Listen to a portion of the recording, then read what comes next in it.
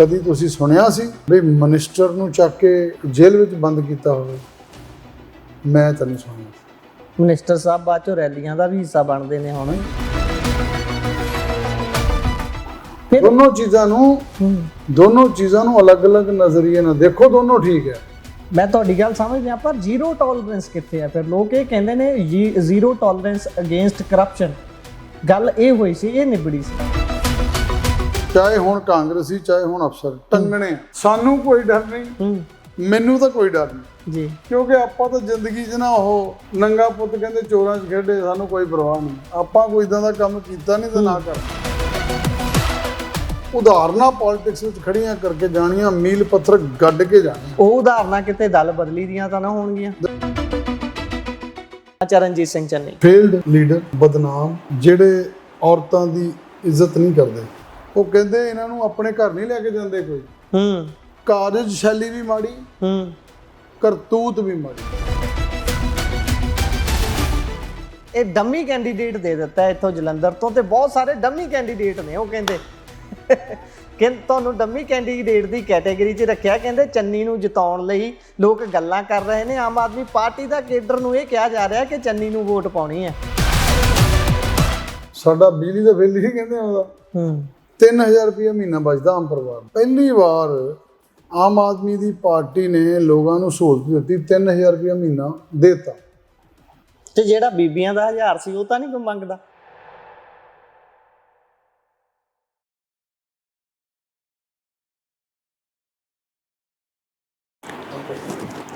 ਸਤਿ ਸ਼੍ਰੀ ਅਕਾਲ ਜੀ। Punjabi radio USA, Punjabi TV USA ਵੇਖਣਾ ਤੁਸੀਂ ਸ਼ੁਰੂ ਕਰ ਚੁੱਕੇ ਹੋ। ਇਸ ਸਮੇਂ ਦੁਨੀਆ ਦੀ ਸਭ ਤੋਂ ਵੱਡੀ ਡੈਮੋਕ੍ਰੇਸੀ ਦਾ ਸਭ ਤੋਂ ਵੱਡਾ ਤਿਉਹਾਰ ਲੋਕ ਸਭਾ ਚੋਣਾਂ ਸਿਰ ਤੇ ਨੇ।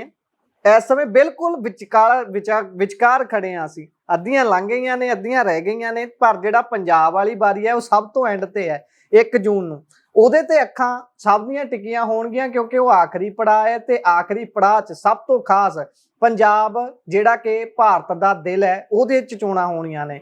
ਤੇ ਭਾਰਤ ਦੇ ਦਿਲ ਦੇ ਵਿੱਚ ਜਿੱਥੇ ਸਪੋਰਟਸ ਇੰਡਸਟਰੀ ਦੀ ਹੱਬ ਮੰਨੀ ਜਾਂਦੀ ਹੈ, ਜਿੱਥੇ ਦੇ ਬਣੇ ਹੋਏ ਬੈਟ ਨਾਲ ਧੋਨੀ ਛੱਕਾ ਮਾਰਦਾ ਹੈ, ਉਹਨੂੰ ਕਹਿੰਦੇ ਆ ਜਲੰਧਰ। ਜਲੰਧਰ 'ਚ ਬੈਠੇ ਆ, ਤੇ ਜਲੰਧਰ ਹੌਟ ਸੀਟ ਇਸ ਕਰਕੇ ਵੀ ਮੰਨਿਆ ਜਾ ਰਿਹਾ ਹੈ ਕਿਉਂਕਿ ਇੱਥੇ ਬਹੁਤ ਸਾਰੇ ਲੋਕਾਂ ਦਾ ਵਕਾਰ ਦਾਅ ਤੇ ਲੱਗਿਆ ਹੋਇਆ ਹੈ। ਇੱਥੇ ਸਾਬਕਾ ਮੁੱਖ ਮੰਤਰੀ ਨੂੰ ਲਿਆ ਕੇ ਖੜਾਉਣਾ ਪੈ ਜਾਂਦਾ ਹੈ। ਉਹਦੇ ਪਿੱਛੇ ਕੀ ਕਾਰਨ ਰਹੇ ਹੋਣਗੇ, ਤੁਸੀਂ ਆਪ ਅੰਦਾਜ਼ਾ ਲਗਾ ਸਕਦੇ ਹੋ। ਸਾਡੇ ਨਾਲ ਇਸ ਸਮੇਂ ਆਮ ਆਦਮੀ ਪਾਰਟੀ ਦੇ ਜਲੰਧਰ ਤੋਂ ਕੈਂਡੀਡੇਟ ਟੀਨੂ ਸਾਹਿਬ ਮੌਜੂਦ ਨੇ। ਪਵਨ ਕੁਮਾਰ ਟੀਨੂ, ਜਿਹੜੇ ਕਿ ਸਾਬਕਾ ਮੈਂਬਰ ਰਹਿ ਚੁੱਕੇ ਨੇ ਪਾਰਲੀਮੈਂਟ ਅਸੈਂਬਲੀ ਦੇ, ਤੇ ਉਹਨਾਂ ਨਾਲ ਆਪਾਂ ਗੱਲਬਾਤ ਕਰਾਂਗੇ। ਸਭ ਤੋਂ ਪਹਿਲਾਂ ਸਾਂਝ ਪਾਉਂਦੇ ਆ ਉਹਨਾਂ ਨਾਲ। ਸਤਿ ਸ਼੍ਰੀ ਅਕਾਲ ਜੀ। ਸਤਿ ਸ਼੍ਰੀ ਅਕਾਲ ਜੀ, ਤੁਹਾਡਾ ਬਹੁਤ ਬਹੁਤ ਧੰਨਵਾਦ।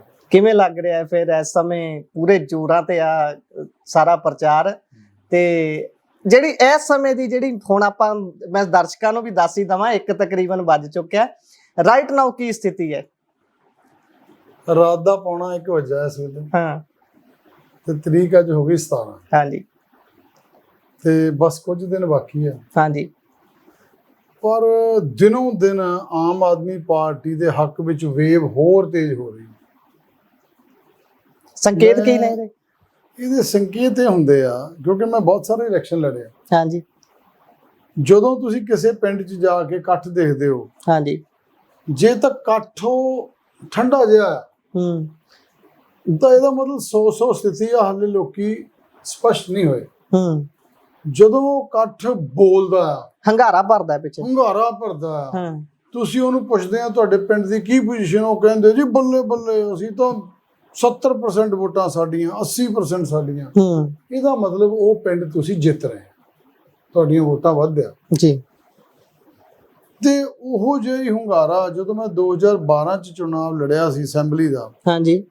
ਉਦੋਂ ਵੀ ਮੈਨੂੰ ਪਿੰਡਾਂ 'ਚ ਲੋਕ ਇਹੀ ਕਹਿੰਦੇ ਸੀ, ਤੁਸੀਂ ਫਿਕਰ ਨਾ ਕਰੋ, ਇਹ ਪਿੰਡ ਦਾ ਆਪਾਂ ਮੈਜੋਰਟੀ 80% ਸਾਡੀਆਂ ਵੋਟਾਂ।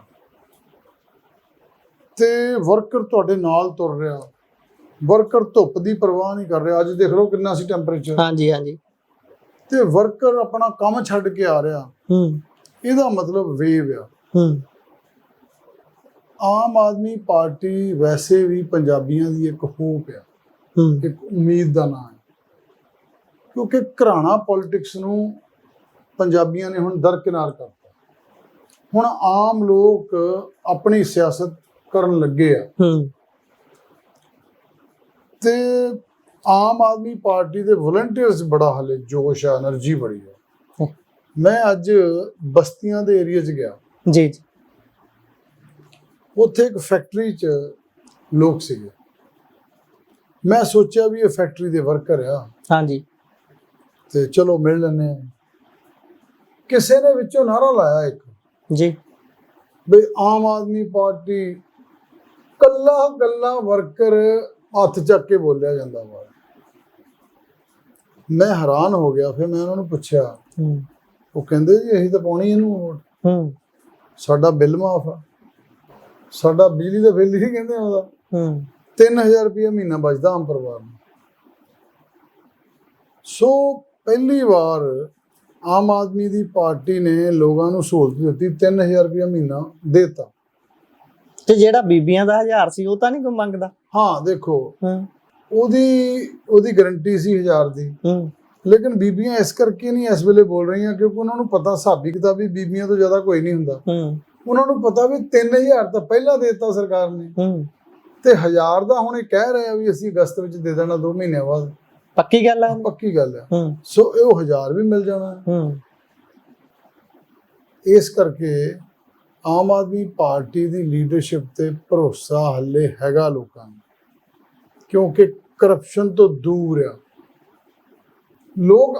ਦੇਖੋ ਇੱਕ ਹੋਰ ਇਹਦੇ ਵਿੱਚ ਬੜੀ ਖਾਸੀਅਤ ਆ, ਲੋਕ ਇਹ ਕਹਿੰਦੇ ਆ ਬਈ ਮਹਿਕਮੇ 'ਚ ਕਰਪਸ਼ਨ ਹੈ, ਹਾਂਜੀ, ਸਰਕਾਰ 'ਚ ਕਰਪਸ਼ਨ ਹੈ, ਜਿਹੜੇ ਤੁਹਾਡੇ ਅਫਸਰ ਹੈ ਉਹ ਕਰਪਸ਼ਨ ਹੈ। ਹਾਲੇ ਵਲੰਟੀਅਰ ਨੂੰ ਕੋਈ ਨਹੀਂ ਕਹਿੰਦਾ ਵੀ ਇਹਨਾਂ ਦੇ ਵਲੰਟੀਅਰ ਕਰਪਸ਼ਨ। ਇਹ ਜ਼ਰੂਰ ਕਹਿੰਦੇ ਯਾਰ ਇਹਨਾਂ ਦੇ ਕੰਮ ਨਹੀਂ ਹੁੰਦੇ, ਪਰ ਹਾਲੇ ਉਹ ਸਾਫ਼ ਹੈ।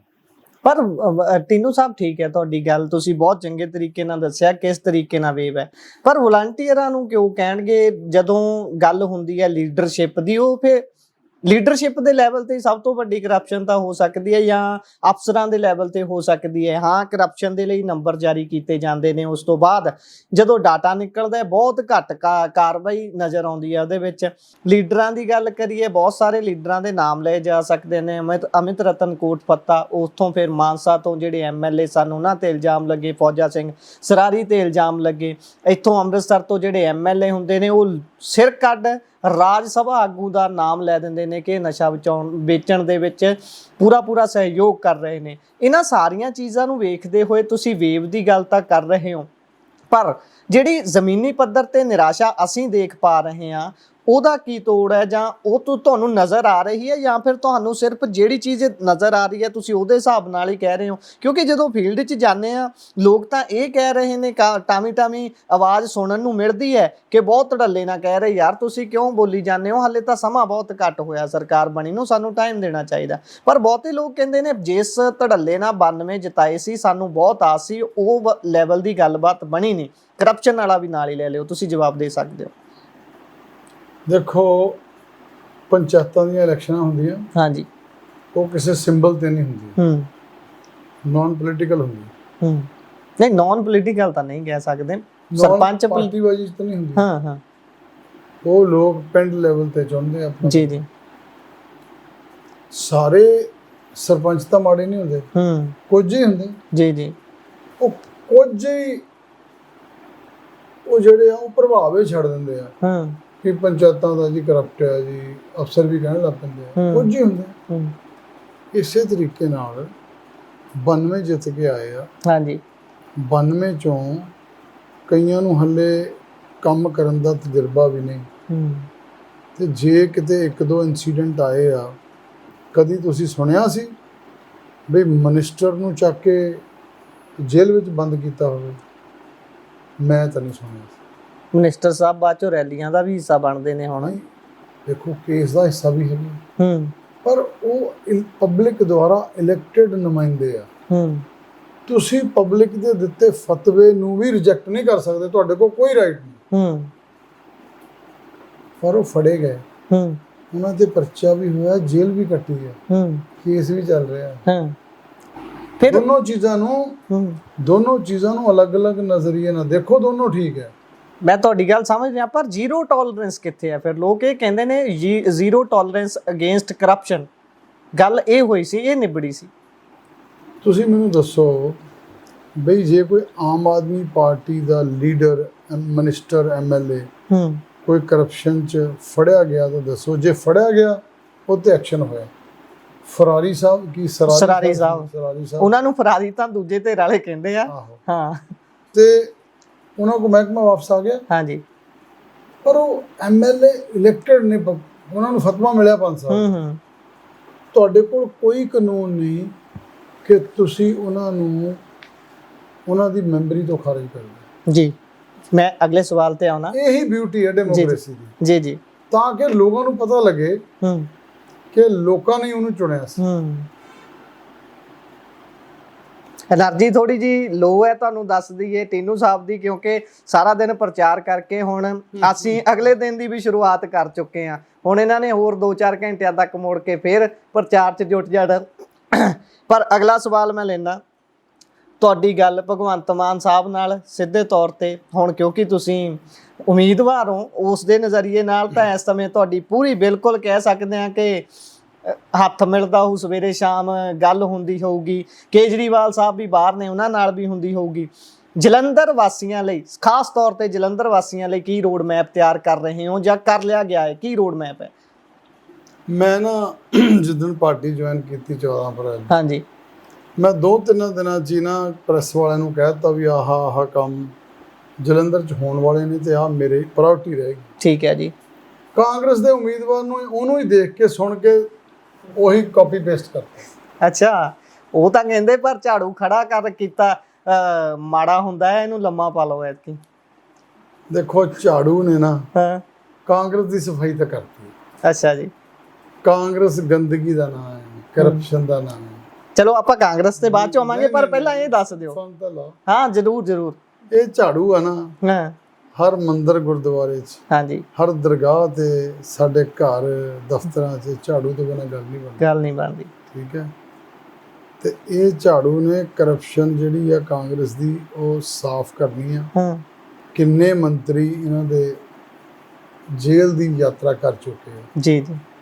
ਕੋਈ ਪੰਜਾਬ ਦਾ ਇੱਕ ਬੰਦਾ ਕਵੇ ਵੀ ਇਹਨਾਂ ਨਾਲ ਨਜਾਇਜ਼ ਹੋਈ ਹੈ ਨਹੀਂ, ਕਹਿੰਦੇ ਹੋਈ ਠੀਕ ਹੈ। ਜਿਹਨੇ ਕੀਤੀ ਹੈ ਉਹ ਬਚਣਾ ਵੀ ਨਹੀਂ ਚਾਹੀਦਾ, ਇਸ ਦੇ ਨਾਲ ਸਾਰੇ ਨਾਲ ਨੇ। ਗੱਲ ਕਰਦੇ ਆ ਬਾਰੀ ਬਾਰੀ ਸਭ ਦਾ ਨੰਬਰ ਆਉਣਾ ਚਾਹੀਦਾ।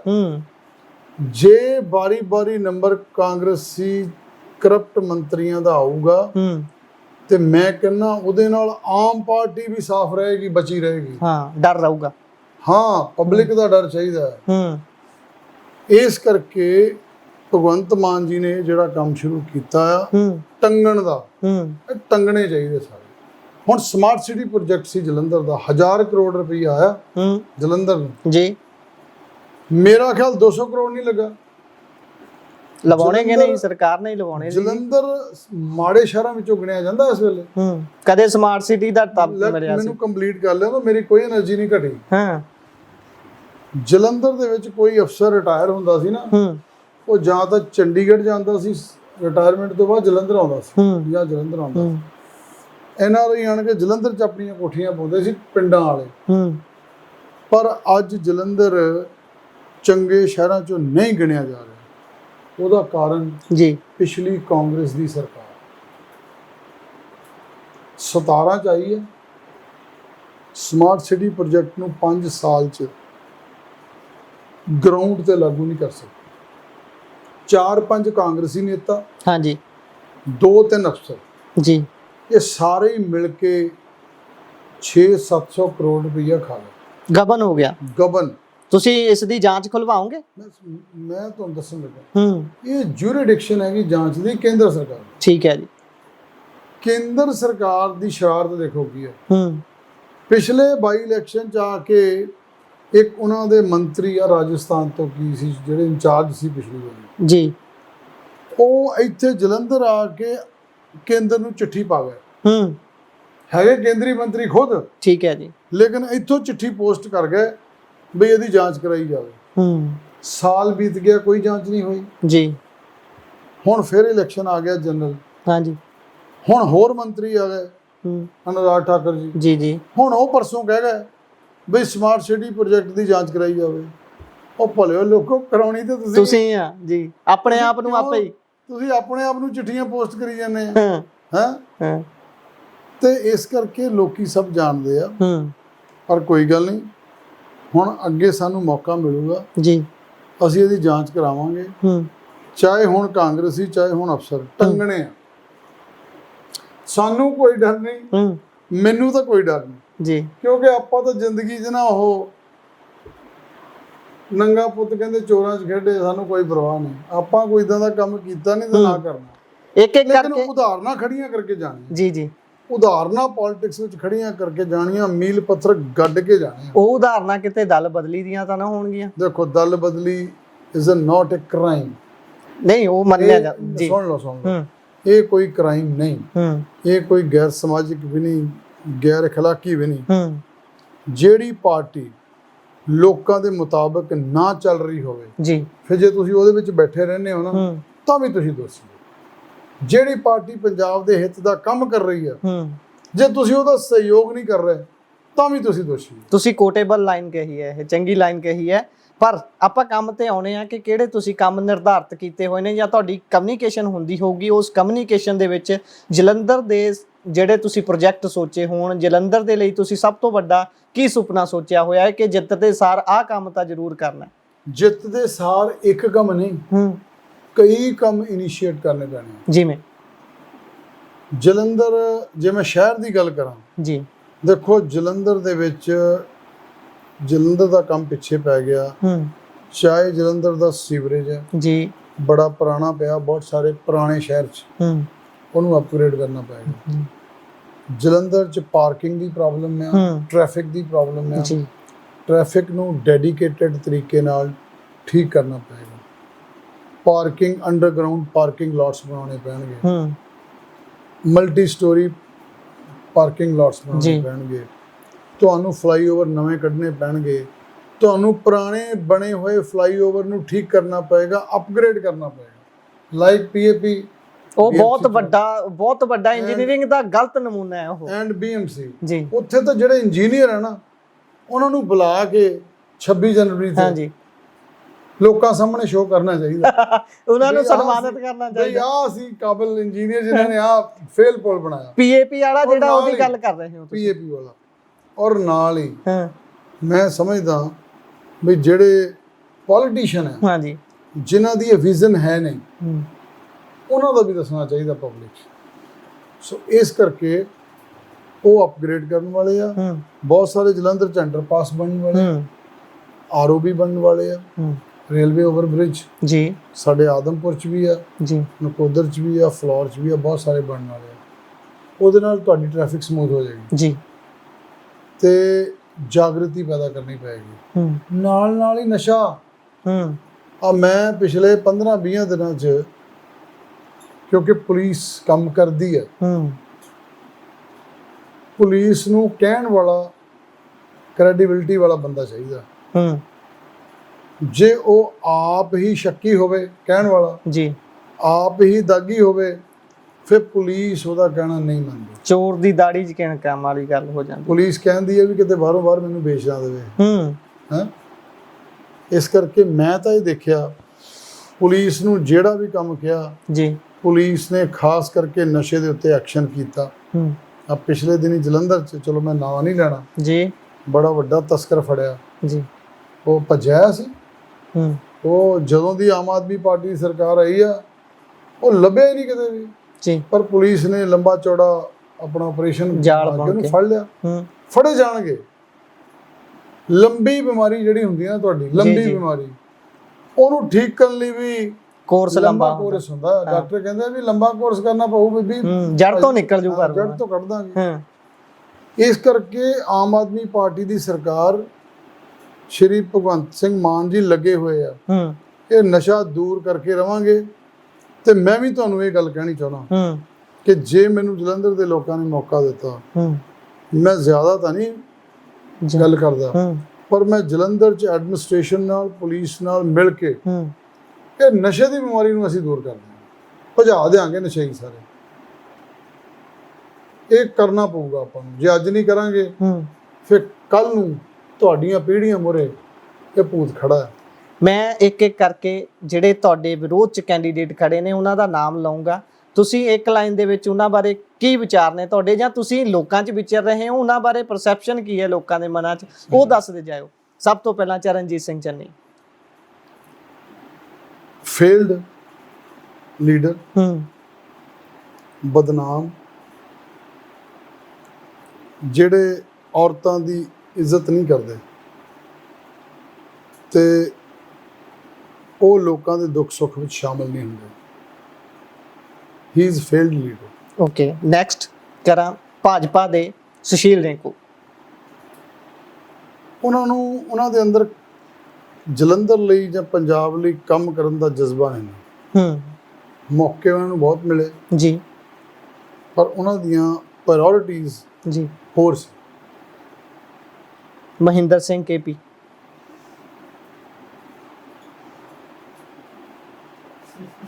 ਥੱਕੇ ਹਾਰੇ। You can choose to be silent also। ਥੱਕੇ ਹਾਰੇ ਨੇ। ਉਸ ਤੋਂ ਬਾਅਦ ਬਸਪਾ ਤੋਂ ਉਮੀਦਵਾਰ ਨੇ ਐਡਵੋਕੇਟ ਬਲਵਿੰਦਰ ਕੁਮਾਰ। ਚੰਗਾ ਬੰਦਾ, ਚੰਗੇ ਨੇ, ਠੀਕ ਹੈ। ਹੁਣ ਆਉਨੇ ਆ ਜਿਹੜੀ ਸਿਆਸੀ ਬਿਆਨਬਾਜ਼ੀ ਹੁੰਦੀ ਹੈ ਉਹਦੀ ਗੱਲ ਕਰ ਲੈਂਦੇ ਆ। ਸਿਆਸੀ ਬਿਆਨਬਾਜ਼ੀ ਇਹਨਾਂ ਦਿਨਾਂ 'ਚ ਪੂਰੇ ਜ਼ੋਰਾਂ ਤੇ ਹੁੰਦੀ ਹੈ। ਹਰੇਕ ਬੰਦਾ ਚਾਹੁੰਦਾ ਹੈ ਕਿ ਮੈਂ ਕਿਸੇ ਤਰੀਕੇ ਆਪਣੇ ਵਿਰੋਧੀ ਨੂੰ ਟਾਲਵਾਂ, ਤੇ ਇਸੇ ਦੌੜ ਦੇ ਵਿੱਚ ਹੁਣ ਸੱਤਾਧਾਰੀ ਪਾਰਟੀ ਹੋਣ ਦੇ ਨਾਤੇ ਇਲਜ਼ਾਮ ਵੀ ਬਹੁਤ ਸਾਰੇ ਲੱਗਦੇ ਨੇ। ਇਸੇ ਕਰਕੇ ਆਮ ਆਦਮੀ ਪਾਰਟੀ ਨੂੰ ਹਰੇਕ ਬੰਦਾ ਚਾਹੁੰਦਾ ਕਿ ਕਟਹਿਰੇ ਦੇ ਵਿੱਚ ਖੜਾ ਕਰਕੇ ਇਹਨਾਂ ਦੇ ਸਿਰ ਜਿੰਨੇ ਵੀ ਇਲਜ਼ਾਮ ਲੱਗਦੇ ਨੇ ਲਾ ਲਈਏ।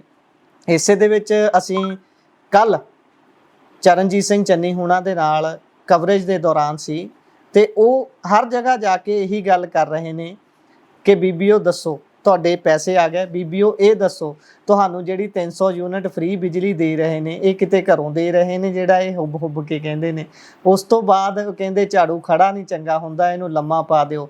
ਹੋਰ ਸਾਰੇ ਬੜੇ ਸਾਰੇ ਇਲਜ਼ਾਮ ਲਾਉਂਦੇ ਨੇ। ਕਹਿੰਦੇ ਪਵਨ ਕੁਮਾਰ ਟੀਨੂ ਜਿਹੜਾ ਹੋਰ ਪਾਰਟੀ ਚੋਂ ਲਿਆ ਕੇ ਇਹਨਾਂ ਨੇ ਕੈਂਡੀਡੇਟ ਦਿੱਤਾ, ਇਹਨਾਂ ਦੇ ਕੋਲ ਆਪਣੀ ਕੋਈ ਕ੍ਰੈਡੀਬਿਲਿਟੀ ਨਹੀਂ, ਆਪਣਾ ਕੋਈ ਉਮੀਦਵਾਰ ਨਹੀਂ ਦੇ ਪਾਏ। ਹੋਰ ਬੜੀਆਂ ਸਾਰੀਆਂ ਗੱਲਾਂ ਕਰਦੇ ਨੇ। ਇਹ ਸਾਰੇ ਜਦੋਂ ਇਲਜ਼ਾਮ ਲੱਗਦੇ ਨੇ ਫਿਰ ਉਹਨਾਂ ਨੂੰ ਟੈਕਲ ਕਰਨ ਦੇ ਲਈ, ਜਾਂ ਫਿਰ ਤੁਹਾਡੇ ਮਨ 'ਚ ਕੀ ਆਉਂਦਾ ਕਿ ਇਹ ਸਾਰੀਆਂ ਜਿਹੜੀਆਂ ਚੀਜ਼ਾਂ ਉਪਜਦੀਆਂ ਨੇ ਇਹ ਕਿੰਨੀਆਂ ਕੁ ਸੱਚ ਨੇ ਜਿਹੜੀਆਂ ਗੱਲਾਂ ਕਰਦੇ? ਕੁਛ ਨਹੀਂ, ਮੈਂ ਦੱਸਦਾ। ਹਾਂ, ਚਰਨਜੀਤ ਚੰਨੀ ਨੂੰ ਨਾ ਸਭ ਤੋਂ ਜ਼ਿਆਦਾ ਤਕਲੀਫ ਆ ਕਿ ਮੈਂ ਆਮ ਪਾਰਟੀ ਵੱਲੋਂ ਇਲੈਕਸ਼ਨ ਕਿਉਂ ਲੜ ਰਿਹਾ। ਜੇ ਮੈਂ ਨਾ ਲੜਦਾ ਹੁੰਦਾ ਨਾ, ਹਾਂਜੀ, ਉਹ ਤਾਂ ਆਪਣੇ ਆਪ ਨੂੰ ਜੇਤੂ ਬਣਾ ਕੇ ਮੋਰਿੰਡੇ ਵਾਪਸ ਚਲੇ ਗਏ ਸੀ। ਉਹਨਾਂ ਕੋਲ ਮੇਰੇ ਚੈਲੰਜ ਬਣ ਗਏ ਹੋ ਤੁਸੀਂ। ਉਹਨਾਂ ਕੋਲ ਮੇਰੇ ਖਿਲਾਫ ਕਹਿਣ ਲਈ ਕੋਈ ਗੱਲ ਨਹੀਂ, ਕਿਉਂਕਿ ਮੇਰਾ ਰਾਜਸੀ ਜੀਵਨ ਸਾਫ ਸੁਥਰਾ ਹੈ ਤੇ ਉਹਨਾਂ ਦਾ ਰਾਜਸੀ ਜੀਵਨ ਦਾਗੀ ਆ, ਧੱਬਿਆਂ ਵਾਲਾ ਹੈ, ਕਰਪਸ਼ਨ ਵਾਲਾ ਹੈ ਤੇ ਗੈਰ ਸਮਾਜੀ ਕੰਮਾਂ ਵਾਲਾ ਹੈ। ਉਹਨਾਂ ਤੇ ਔਰਤਾਂ ਨੂੰ ਚੰਗੇ ਮੰਦੇ ਗੰਦੇ ਅਸ਼ਲੀਲ ਮੈਸੇਜਿੰਗ ਕਰਨ ਦਾ ਦੋਸ਼ ਹੈ ਜੀ। ਉਹਨਾਂ ਨੇ ਜੋ ਕਰਤੂਤ 2 ਦਿਨ ਪਹਿਲਾਂ ਕੀਤੀ ਹੈ ਕਚਹਿਰੀ ਵਿੱਚ ਖੜ ਕੇ ਇੱਕ ਔਰਤ ਦੇ ਨਾਲ, ਰਿਸਪੈਕਟੇਬਲ ਔਰਤ ਦੇ ਨਾਲ, ਉਹ ਅੱਜ ਹਾਲੇ ਲੋਕਾਂ ਦੇ ਦਿਲਾਂ ਚੋਂ ਨਹੀਂ ਨਿਕਲੀ। ਇੱਕ ਸਿਆਸੀ, ਇੱਕ ਜਨਤਾ ਦੇ ਸੇਵਕ ਲਈ ਇਹ ਬਿਲਕੁਲ ਮਾੜੀ ਗੱਲ।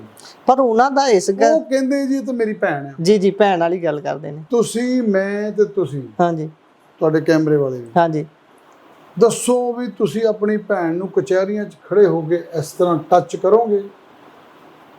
ਬੋਲੋ, ਮੈਂ ਸਵਾਲ ਪੁੱਛਦਾ, ਨਹੀਂ ਕਰੋਗੇ? ਨਹੀਂ। ਬਸ ਜਵਾਬ ਆ ਗਿਆ ਮੇਰਾ। ਤੁਸੀਂ ਚਮਕੌਰ ਸਾਹਿਬ ਤੇ ਭਦੌੜ ਤੋਂ ਜਾ ਕੇ ਪੁੱਛ ਕੇ ਆਓ। ਉੱਥੇ ਦੇ ਲੋਕ ਕਹਿੰਦੇ ਆ ਵੀ ਕਾਂਗਰਸੀ ਉਮੀਦਵਾਰ ਚੰਨੀ ਜੀ ਨੂੰ ਉੱਥੇ ਲੋਕ ਆਪਣੇ ਘਰ ਨਹੀਂ ਲੈ ਕੇ ਜਾਂਦੇ। ਆ ਤੁਸੀਂ ਦੇਖ ਲਿਓ, ਅੱਜ ਕੱਲ ਤਾਂ ਸੋਸ਼ਲ ਮੀਡੀਆ ਤੇ ਸਾਰਾ ਕੁਝ।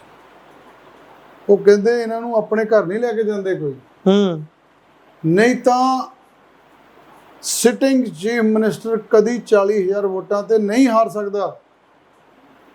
ਇਹਦਾ ਮਤਲਬ ਕਾਰਜਸ਼ੈਲੀ ਵੀ ਮਾੜੀ, ਕਰਤੂਤ ਵੀ ਮਾੜੀ, ਸਭ ਕੁਝ ਇਕੱਠਾ ਹੋ ਗਿਆ ਤੇ ਲੋਕਾਂ ਨੇ ਬੁਰੀ ਤਰ੍ਹਾਂ ਧਵਸਤ ਕਰਕੇ ਭੇਜ ਦਿੱਤਾ। ਤੇ ਉੱਥੇ ਐਕਸਪੋਜ਼ਡ ਸੀ ਜੀ, ਉੱਥੇ ਇਹਨਾਂ ਨੂੰ ਲੋਕੀ ਜਾਣਨ ਲੱਗ ਗਏ ਸੀ ਤੇ ਉੱਥੇ ਹੁਣ ਡਾਕੇ ਪੈਣੇ ਨਹੀਂ ਸੀ ਤੇ ਹੁਣ ਉਹਨਾਂ ਨੇ 160 ਕਿਲੋਮੀਟਰ ਦੂਰ ਜਲੰਧਰ ਨੂੰ ਚੁਣ ਲਿਆ। ਇੱਥੇ ਵੀ ਆਂਦੇ ਹੀ ਉਹ ਬੜਾ ਮਹਾਨ ਹੈ, ਇੱਥੋਂ ਵੀ ਕਰਤੀ ਜੀ 4 ਦਿਨ ਪਹਿਲਾਂ। ਹਾਲੇ ਹੋਰ ਦੇਖਿਓ ਤੁਸੀਂ, ਹਾਲੇ ਰੁਕ ਜਾਓ, ਹਾਲੇ 14-15 ਦਿਨ ਬਾਕੀ ਆ, ਹਾਲੇ ਹੋਰ ਕੁਝ ਕਰੇ ਕਿਉਂਕਿ ਉਹਨਾਂ ਨੂੰ ਆਪਣੇ ਆਪ ਤੇ ਕੰਟਰੋਲ ਹੀ। ਤੁਹਾਡੇ ਤੁਸੀਂ ਤਾਂ ਪੱਤਰਕਾਰ ਆ, ਤੁਸੀਂ ਬੋਲਣਾ ਨਹੀਂ ਮੈਨੂੰ ਪਤਾ। ਚੰਡੀਗੜ੍ਹ ਦੀ ਇੱਕ ਜਰਨਲਿਸਟ ਨਾਲ ਕੀ ਕੀਤਾ ਸੀ ਇਹਨਾਂ ਨੇ ਜੀ, ਤੁਸੀਂ ਦੱਸੋ ਨਾ, ਹੁਣ ਤੁਸੀਂ ਵੀ ਤਾਂ ਕੁਝ ਜਵਾਬ ਦਿਓ। ਇੱਕ ਜਰਨਲਿਸਟ ਲੜਕੀ ਨਾਲ ਕੀ ਕੀਤਾ ਸੀ ਉੱਥੇ ਚੰਡੀਗੜ੍ਹ? ਉਹਦੇ ਪਰਿਵਾਰ ਦੇ ਮੈਂਬਰਾਂ ਨੂੰ ਕਿੱਦਾਂ ਧਮਕਾਇਆ ਗਿਆ ਸੀ? ਕੱਢੋ ਇਹਨਾਂ ਖਬਰਾਂ ਨੂੰ, ਲਿਆਓ ਲੋਕਾਂ ਦੇ ਸਾਹਮਣੇ। ਪੱਤਰਕਾਰ ਜਿਹੜਾ ਮੀਡੀਆ ਆ ਉਹ ਸਾਡਾ ਚੌਥਾ ਡੈਮੋਕ੍ਰੇਸੀ ਦਾ ਪਿਲਰ ਆ। ਉਹਦੀ ਵੀ ਇੱਕ ਜ਼ਿੰਮੇਵਾਰੀ ਆ ਜੀ ਕਿ ਬੁਰੇ ਲੋਕ ਸਿਆਸਤ ਵਿੱਚ ਨਹੀਂ ਆਉਣੇ ਚਾਹੀਦੇ, ਨਹੀਂ ਟਿਕਣੇ ਚਾਹੀਦੇ। ਤੁਹਾਡੇ ਸਾਹਮਣੇ ਸਕਾਲਰਸ਼ਿਪ ਦਾ 100 ਕਰੋੜ ਰੁਪਈਆ ਜਿਨ੍ਹਾਂ ਬਲੈਕ ਲਿਸਟਡ ਕਾਲਜਾਂ ਨੇ ਖਾਧਾ ਜੀ, ਉਹਨਾਂ ਨੂੰ ਇਹ 100 ਕਰੋੜ ਰੁਪਈਆ ਮਾਫ ਕਰਕੇ ਜਾਂਦੇ। ਉਹ ਤਾਂ ਕਹਿੰਦੇ ਅਸੀਂ ਲੋਕਾਂ ਦੇ ਬਿੱਲ ਵੀ ਮਾਫ ਕੀਤੇ, ਬੜਾ ਕੁਝ ਅਸੀਂ ਕੀਤਾ। ਬਿੱਲ ਮਾਫ ਕੀਤੇ ਹੁੰਦੇ ਤਾਂ ਹੁਣ ਲੋਕੀ ਨਾ ਆਮ ਆਦਮੀ ਪਾਰਟੀ ਨੂੰ ਵੋਟਾਂ ਨਾ ਪਾਉਂਦੇ 22 ਚ ਜੀ, ਫਿਰ ਇਹਨਾਂ ਨੂੰ ਪੈਂਦੀਆਂ। ਇਹ ਐਲਾਨ ਹੀ ਸਿਰਫ ਕਰਕੇ ਗਏ, ਅਸਲੀ ਐਲਾਨ ਬੰਦ ਇਹਨਾਂ ਨੂੰ ਕਹਿ ਸਕਦੇ ਹੋ। ਅੱਛਾ, ਇਹਨਾਂ ਨੇ ਐਲਾਨ ਕੀਤੇ, ਮੈਂ ਦੱਸਦਾ ਤੁਹਾਨੂੰ, ਮੈਂ ਗਿਣਾ ਦਿੰਦਾ। ਇਹਨਾਂ ਨੇ ਐਲਾਨ ਕੀਤਾ 300 ਯੂਨਿਟ ਦਾ, ਲਾਗੂ ਨਹੀਂ ਕੀਤਾ। ਜੇ ਲਾਗੂ ਕੀਤਾ ਹੁੰਦਾ ਤੇ ਜਿੱਤ ਨਾ ਜਾਂਦੇ ਜੀ। ਠੀਕ, ਐਲਾਨ ਕੀਤਾ ਆਣ ਕੇ ਭਗਵੰਤ ਸਿੰਘ ਮਾਨ ਦੀ ਸਰਕਾਰ ਨੇ, ਉਹ 600 ਯੂਨਿਟ ਲੋਕਾਂ ਨੂੰ ਮਿਲਦਾ ਆ ਬਿਨਾਂ ਕਿਸੇ ਕਾਸਟ, ਧਰਮ, ਕਿਸੇ ਹੋਰ ਵਰਗਵਾਦ ਦੀ ਕੈਟਾਗਰੀ ਤੋਂ ਛੱਡ ਕੇ ਸਭ ਨੂੰ ਮਿਲਦਾ। ਚਾਹੇ ਤੁਸੀਂ ਰਿਟਾਇਰਡ ਆ, ਚਾਹੇ ਤੁਸੀਂ ਪੈਨਸ਼ਨਰ ਆ, ਚਾਹੇ ਤੁਸੀਂ ਨੌਕਰੀ ਪੇਸ਼ਾ ਆ, ਚਾਹੇ ਤੁਸੀਂ ਦੁਕਾਨਦਾਰ ਆ, ਸਭ ਨੂੰ ਕਹਿ ਦਿੱਤਾ 600 ਯੂਨਿਟ ਫ੍ਰੀ, ਡਨ। ਇਹਨਾਂ ਨੇ ਆਦਮਪੁਰ, ਮੈਂ ITI ਬਣਾਈ ਸੀ, ਬੰਦ ਕੀਤੀ ਜੀ। ਇਹਨਾਂ ਨੇ ਸੋਫੀ ਪਿੰਡ ਆ ਸਾਡੇ ਇੱਥੇ ਜਲੰਧਰ ਛਾਉਣੀ 'ਚ, ਉਹਦੇ ITI ਦਾ ਸਾਰਾ ਪ੍ਰੋਜੈਕਟ ਰੋਕਿਆ ਚੰਨੀ ਜੀ ਨੇ, ਨਹੀਂ ਬਣਨ ਦਿੱਤੇ ਜੀ। ਇਹਨਾਂ ਨੇ PTU 'ਚ ਇੱਕ ਮਿਊਜ਼ੀਅਮ ਬਣਾਉਣ ਦਾ ਐਲਾਨ ਕੀਤਾ ਸੀ ਡਾਕਟਰ ਅੰਬੇਦਕਰ ਦੇ ਨਾਮ ਤੇ ਜੀ, ਐਲਾਨ ਕਰਤਾ ਜੀ, ਇੱਕ ਕਿੱਟ ਨਹੀਂ ਲੱਗੀ। ਇਹਨਾਂ ਨੇ ਆਦਮਪੁਰ, ਮੈਂ ਉੱਥੇ 50 ਲੱਖ ਰੁਪਈਆ ਲਾ ਕੇ ਸ਼ਹੀਦ ਬਾਬਾ ਮੋਤੀ ਰਾਮ ਮਹਿਰਾ ਜੀ ਦੇ ਨਾਂ ਤੇ ਬੱਸ ਸਟੈਂਡ ਬਣਾਇਆ ਸੀ ਜੀ, 50 ਲੱਖ ਲਾਇਆ ਜੀ ਜੀ। ਇਹ ਗਏ ਉੱਥੇ ਇਲੈਕਸ਼ਨ 'ਚ ਜੀ 22 'ਚ, ਇਹਨਾਂ ਨੇ ਕਿਹਾ ਮੈਂ ਕਰੋੜ ਦਊਂ, ਕਰੋੜ ਦਾ ਐਲਾਨ ਕਰਿਆ। ਇਹ ਤਾਂ 6 ਫੁੱਟ ਬਾਏ 4 ਫੁੱਟ ਦਾ ਨੀਂਹ ਪੱਥਰ ਰੱਖਿਆ ਹੈ ਸਿਲਵਰ ਦਾ, ਚਮਕਦਾ, ਉੱਥੇ ਰੁਪਈਆ ਵੀ ਨਹੀਂ ਲੱਗਾ। ਇਹ ਸਿਰਫ ਝੂਠੇ ਐਲਾਨ ਕਰਨ ਵਾਲਾ ਮੁੱਖ ਮੰਤਰੀ ਸੀ, ਇਸੇ ਕਰਕੇ ਡਿੱਗ ਪਿਆ, ਨਹੀਂ ਤਾਂ ਡਿੱਗ ਨਹੀਂ ਸਕਦਾ। ਸਿਆਣਾ ਹੁੰਦਾ ਸੜਕਾਂ ਤੇ ਡਰਾਮੇਬਾਜ਼ੀ ਨਾ ਕਰਦਾ, ਮੰਜੇ ਬਣਨ ਦੀ, ਪਕੌੜੇ ਕੱਢਣ ਦੀ, ਟੈਂਟ ਲਾਉਣ ਦੀ, ਭੰਗੜਾ ਪਾਉਣ ਦੀ, ਬੱਕਰੀਆਂ ਚੋਣ ਦੀ ਡਰਾਮੇ ਨਾ ਕਰਦਾ। ਦਫ਼ਤਰ 'ਚ ਬਹਿ ਜਾਂਦੇ ਮੁੱਖ ਮੰਤਰੀ ਦੇ, ਉੱਥੇ ਬੈਠ ਕੇ ਪਲੈਨਿੰਗ ਕਰਦੇ, ਵੈਕੈਂਸੀਆਂ ਕੱਢਦੇ, ਇੰਟਰਵਿਊ ਕਰਾਉਂਦੇ, ਅਪਾਇੰਟਮੈਂਟ ਲੈਟਰਾਂ ਦਿੰਦੇ। ਮਤਲਬ ਕਿ ਆਪਣੇ ਕਰਨ ਵਾਲੇ ਕੰਮ ਕਰਦੇ ਆ, ਕਰਨ ਵਾਲੇ ਕੰਮ ਆਪਣੇ ਕਰਦੇ, ਲੋਕਾਂ ਨੂੰ ਜੌਬ ਦਿੰਦੇ, ਆਪਣੇ ਟਾਈਮ ਤੇ ਰਿਕਰੂਟਮੈਂਟ ਕਰ ਜਾਂਦੇ ਤੇ ਲੋਕਾਂ ਨੇ ਕਹਿਣਾ ਸੀ ਆਹ ਕੰਮ ਹੈ। ਚਲੋ ਆਖਰੀ ਸਵਾਲ ਵੱਲ ਆਉਂਦੇ ਆ, ਉਸ ਤੋਂ ਬਾਅਦ ਸਮਾਪਤੀ ਕਰਾਂਗੇ। ਕਿਹਦੇ ਨਾਲ ਫਿਰ ਮੁਕਾਬਲਾ ਵੇਖਦੇ ਹੋ ਜੇ ਚੰਨੀ ਸਾਹਿਬ ਨੂੰ ਬਾਹਰ ਕਰ ਰਹੇ ਹੋ? ਇੱਕ ਗੱਲ ਤਾਂ ਮੇਰੀ ਨੋਟ ਕਰ ਲਓ, ਹੋ ਸਕਦਾ ਚੰਨੀ ਤੀਜੇ ਤੇ ਆਵੇ, ਨੋਟ ਕਰ ਲਿਓ ਅੱਜ ਮੇਰੀ ਗੱਲ। ਮਾਫ ਕਰਨਾ, ਇੱਕ ਗੱਲ ਵਿੱਚ ਰਹਿ ਗਈ। ਸੁਸ਼ੀਲ ਕੁਮਾਰ ਰਿੰਕੂ ਹੁਣਾਂ ਦੇ ਅੱਜ ਕੱਲ ਬਹੁਤ ਕਰੀਬੀ ਜਿਹੜੇ ਸ਼ੀਤਲ ਅੰਗੁਰਾਲ, ਜਿਹੜੇ ਆਮ ਆਦਮੀ ਪਾਰਟੀ ਤੋਂ ਹੀ MLA ਸੀ, ਉਹ ਗੱਲਾਂ ਕਰਦੇ, ਇੱਕ ਗੱਲ ਕਰਦੇ ਨੇ, ਕਹਿੰਦੇ ਇਹ ਡੰਮੀ ਕੈਂਡੀਡੇਟ ਦੇ ਦਿੱਤਾ ਇੱਥੋਂ ਜਲੰਧਰ ਤੋਂ, ਤੇ ਬਹੁਤ ਸਾਰੇ ਡੰਮੀ ਕੈਂਡੀਡੇਟ ਨੇ। ਉਹ ਕਹਿੰਦੇ ਤੁਹਾਨੂੰ ਡੰਮੀ ਕੈਂਡੀਡੇਟ ਦੀ ਕੈਟਾਗਰੀ 'ਚ ਰੱਖਿਆ, ਕਹਿੰਦੇ ਚੰਨੀ ਨੂੰ ਜਿਤਾਉਣ ਲਈ ਲੋਕ ਗੱਲਾਂ ਕਰ ਰਹੇ ਨੇ। ਆਮ ਆਦਮੀ ਪਾਰਟੀ ਦਾ ਕੇਡਰ ਨੂੰ ਇਹ ਕਿਹਾ ਜਾ ਰਿਹਾ ਕਿ ਚੰਨੀ ਨੂੰ ਵੋਟ ਪਾਉਣੀ ਹੈ। ਇਹ ਤਾਂ ਹੁਣ ਤੁਹਾਡਾ ਸਵਾਲ ਜਿਹੜਾ ਨਾ, ਇਹਦਾ ਜਵਾਬ ਜਨਤਾ ਦਿਓ। ਤੇ ਜੇ ਜਨਤਾ ਨੇ ਜਵਾਬ ਦਿੱਤਾ ਫਿਰ ਤੁਸੀਂ ਆਣ ਕੇ ਮੈਨੂੰ ਕਹੋਗੇ ਕਿ ਮੈਂ ਗਲਤ ਸਵਾਲ ਕੀਤਾ, ਤੇ ਤੁਸੀਂ ਜਾ ਕੇ ਸ਼ੀਤਲ ਅੰਗਰਾਲ ਨੂੰ ਕਹੋ ਬਈ ਤੁਸੀਂ ਗਲਤ ਬਿਆਨਬਾਜ਼ੀ ਕੀਤੀ। ਜੀ ਇਹ ਇਲੈਕਸ਼ਨ ਜਿਹੜਾ ਹੈ ਨਾ, ਆਮ ਆਦਮੀ ਪਾਰਟੀ ਨੇ ਜਿੱਤਣਾ, ਮੈਂ ਨਹੀਂ ਜਿੱਤਣਾ। ਆਮ ਆਦਮੀ ਪਾਰਟੀ ਨੇ ਤਾਂ ਵਲੰਟੀਅਰਸ ਨੇ ਇਲੈਕਸ਼ਨ ਜਿੱਤਣਾ, ਮੇਰੀ ਗੱਲ ਨੋਟ ਕਰੋ। ਤੁਸੀਂ ਜਦੋਂ ਜਿੱਤੋਗੇ ਫਿਰ ਆਮ ਆਦਮੀਆਂ ਦੇ ਵਾਂਗੂ ਆਮ ਲੋਕਾਂ ਦੇ ਵਿੱਚ ਆਮ ਲੋਕਾਂ ਦੇ ਕੰਮਾਂ ਦੇ ਲਈ ਵਿਚਰੋਗੇ। ਤੁਸੀਂ ਮੇਰੇ ਬਾਰੇ ਜਾਣਦੇ ਹੋ ਜੀ? ਬਹੁਤ ਲੰਬੇ ਸਮੇਂ ਤੋਂ ਮੈਨੂੰ ਜਾਣਦੇ, ਬਹੁਤ ਲੰਬੇ ਸਮੇਂ ਤੋਂ। ਫਿਰ ਜੀ ਦੱਸੋ ਕੈਮਰੇ ਤੇ ਮੈਂ ਕਿੱਦਾਂ ਵਿਚਰਦਾ ਲੋਕਾਂ ਨੂੰ, ਇਮਾਨਦਾਰੀ ਨਾਲ ਦੱਸੋ। ਨਹੀਂ ਅਸੀਂ ਤਾਂ ਪੱਤਰਕਾਰੀ ਕਰਨੀ। ਜੀ ਜੀ, ਕਿ ਮੈਂ ਖਾਸ ਬੰਦਿਆਂ ਵਾਂਗੂ ਵਿਚਰਦਾ ਕਿ ਆਮ ਵਾਂਗੂ? ਉਹ ਮੈਨੂੰ ਤਾਂ ਲੱਗਦਾ ਮੇਰੀ ਅਸਲ ਪਾਰਟੀ, ਅਸਲ ਮੇਰਾ ਸਟਾਈਲ ਜ਼ਿੰਦਗੀ ਦਾ ਆਮ ਆਦਮੀ ਵਾਲਾ। ਅੱਛਾ, ਬਸ ਪਾਰਟੀ 'ਚ ਹੋਣ ਆਏ ਹੋ? ਮੈਂ ਪਾਰਟੀ 'ਚ ਹੋਣਾ ਆ। ਮੈਨੂੰ ਤਾਂ ਇੱਧਰ ਜਾ ਕੇ ਪੁੱਛ ਲਓ, ਮੈਂ ਤਾਂ ਕੱਲਾ ਆਪਣੀ ਗੱਡੀ 'ਚ, ਮੈਂ ਤਾਂ ਪੈਦਲ ਕੱਲਾ ਆ ਮੋਰ ਸਟੋਰ ਦੇ ਸ਼ਾਪਿੰਗ ਕਰਨ ਜਾਂਦਾ, ਮੈਂ ਤਾਂ ਕੱਲਾ ਕਈ ਵਾਰੀ ਸਬਜ਼ੀ ਲੈਣ ਜਾਂਦਾ, ਮੈਂ ਤਾਂ ਆਮ ਲੋਕਾਂ ਨਾਲ ਖੜਾ ਵੀ ਹੁੰਦਾ, ਮੈਂ ਤਾਂ ਦਿੱਲੀ 'ਚੋਂ ਬੱਸ 'ਚ ਬਹਿ ਕੇ ਵੀ ਆਉਂਦਾ, ਮੈਂ ਤਾਂ ਚੰਡੀਗੜ੍ਹ 'ਚੋਂ ਵੀ ਬੱਸ 'ਚ ਬਹਿ ਕੇ ਆਇਆ ਕਈ ਵਾਰ। ਚਲੋ ਹੁਣ ਤੁਸੀਂ ਜਿਹੜਾ ਆਦਮਪੁਰ ਹੈ ਉੱਥੋਂ ਤੁਸੀਂ ਐਮਐਲਏ ਰਹੇ ਹੋ, ਉੱਥੇ ਦੇ ਤੁਸੀਂ ਕੋਈ ਕੀਤੇ ਹੋਏ ਕੰਮ ਗਿਣਾ ਸਕਦੇ ਹੋ ਤਾਂ ਕਿ ਲੋਕ ਧਾਰਨਾ ਬਣਾ ਲੈਣ ਕਿ ਟੀਨੂ ਸਾਹਿਬ ਨੇ ਕੰਮ ਕੀਤੇ ਨੇ ਤੇ ਅੱਗੇ ਅਸੀਂ ਆਸ ਕਰੀਏ ਇਹਨਾਂ ਤੋਂ? 2 ITI ਆ ਜੀ, ਆਦਮਪੁਰ ਚਾਲੂ। ਹੁਣ ਆਮ ਪਾਰਟੀ ਨੇ ਇੱਕ ਚਾਲੂ ਕਰਤੀ, ਚੰਨੀ ਹੋਰੀ ਬੰਦ ਕਰ ਗਿਆ ਸੀ, ਹੁਣ ਦੋਨੋਂ ਚੱਲ ਰਹੀਆਂ ਨੇ। ਦੋਨੋਂ ਚੱਲ ਰਹੀਆਂ ਜੀ। ਅਗਲਾ ਕੰਮ ਭੋਗਪੁਰ ਦੀ ਸ਼ੂਗਰ ਮਿਲ ਮੈਂ ਬਣਾਈ, ਚੱਲ ਰਹੀ ਹੈ, ਅਪਗ੍ਰੇਡ ਕੀਤੀ। ਯੈਸ, ਅਪਗ੍ਰੇਡ ਜੀ। 2 ਤਹਿਸੀਲ ਬਿਲਡਿੰਗਾਂ ਬਣਾਈਆਂ, ਪਹਿਲਾਂ ਕਿਰਾਏ ਤੇ ਚੱਲਦੀਆਂ ਸੀ। ਕਿੱਥੇ ਕਿੱਥੇ? ਭੋਗਪੁਰ ਤੇ ਆਦਮਪੁਰ ਜੀ। CHC ਬਣਾਇਆ ਆਦਮਪੁਰ ਜੀ, ਉੱਥੇ ਹਰ ਚੀਜ਼ ਉੱਥੇ ਮੈਂ ਮੁਹੱਈਆ ਕਰਾਈ, x-ray, colour separation, generators, sound free, ਇਹ ਮੈਂ ਉੱਥੇ ਲਵਾ ਕੇ ਦਿੱਤੇ ਸੀ। ਹਸਪੀਟਲ ਵੀ ਬਣਾਇਆ ਜੀ, ਸਕੂਲ ਬਣਾਏ ਨਵੇਂ, 40 ਕਮਰੇ ਬਣਾਏ ਸਕੂਲਾਂ 'ਚ ਜੀ, ਅਪਗ੍ਰੇਡ ਕੀਤੇ, ਗਾਜ਼ੀਪੁਰ ਵਾਲਾ, ਖੁਰਦਪੁਰ ਵਾਲਾ, ਰਾਸਤਗੋ ਵਾਲਾ, ਚੂੜ ਵਾਲੀ ਵਾਲਾ, ਮਸਾਣੀਆਂ ਵਾਲਾ। ਆਦਮਪੁਰ ਮੈਂ ਫੁੱਟਬਾਲ ਦਾ ਵਿੰਗ ਸਟਾਰਟ ਕੀਤਾ ਉਸ ਵੇਲੇ ਜੀ, ਬਾਅਦ 'ਚ ਕਾਂਗਰਸ ਨੇ ਉਹ ਬੰਦ ਕਰਤਾ ਸੀ ਜੀ। ਉੱਥੇ ਬੱਚਿਆਂ ਨੂੰ ਡਾਈਟ ਵੀ ਮਿਲਦੀ ਸੀ, ਬੱਚਿਆਂ ਨੂੰ ਕੋਚ ਵੀ ਸੀ, ਬੱਚਿਆਂ ਨੂੰ ਹਰ ਸਹੂਲਤ ਸੀ। ਆਦਮਪੁਰ ਦਾ ਫੁੱਟਬਾਲ ਸਟੇਡੀਅਮ ਬਣਾਇਆ, ਆਦਮਪੁਰ ਦਾ ਬੈਡਮਿੰਟਨ ਕਵਰਡ ਹਾਲ ਬਣਾਇਆ, ਸੀਵਰੇਜ ਪਾਇਆ ਆਦਮਪੁਰ 'ਚ।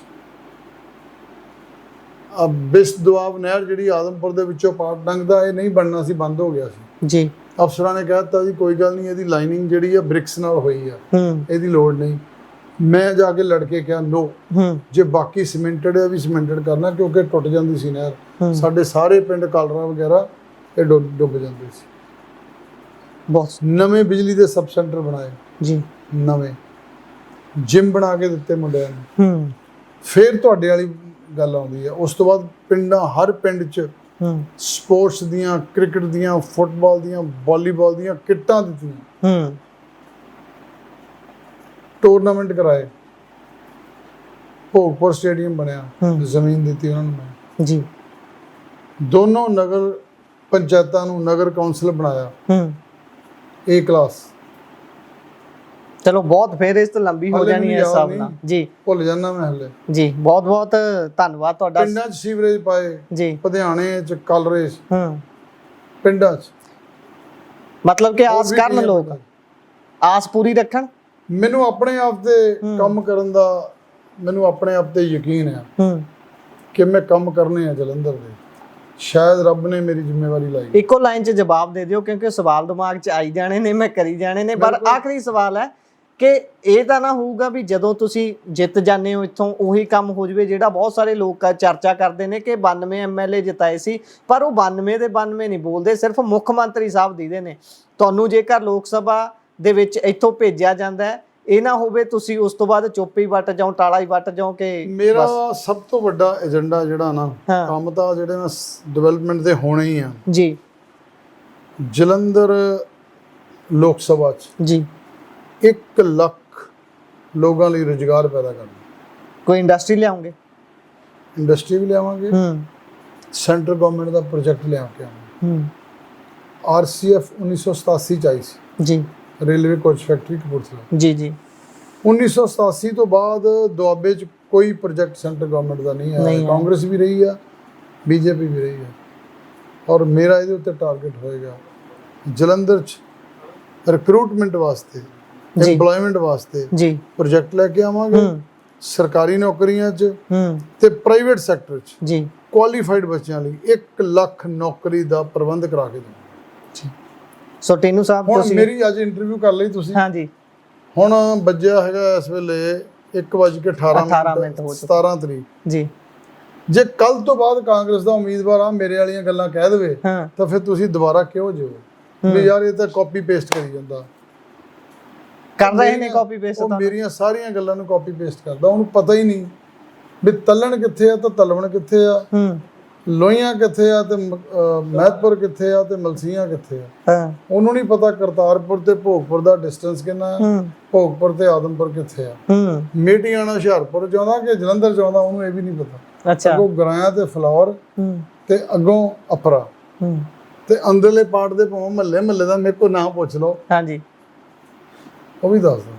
ਚੰਨੀ ਸਾਹਿਬ ਨੇ 1 ਤਰੀਕ ਤੋਂ ਬਾਅਦ ਫੁਰ ਕਰ ਜਾਣਾ ਆਪਣੇ ਘਰ ਨੂੰ। ਅੱਛਾ ਜੀ। ਕਿ ਨਹੀਂ ਆਉਣਾ। ਅਸੀਂ ਤਾਂ ਇੱਥੇ ਸੇਵਾ ਕਰਨੀ ਹੈ ਜੀ। ਤੁਸੀਂ ਸਮਾਂ ਦਿੱਤਾ, ਤੁਹਾਡਾ ਬਹੁਤ ਬਹੁਤ ਧੰਨਵਾਦ।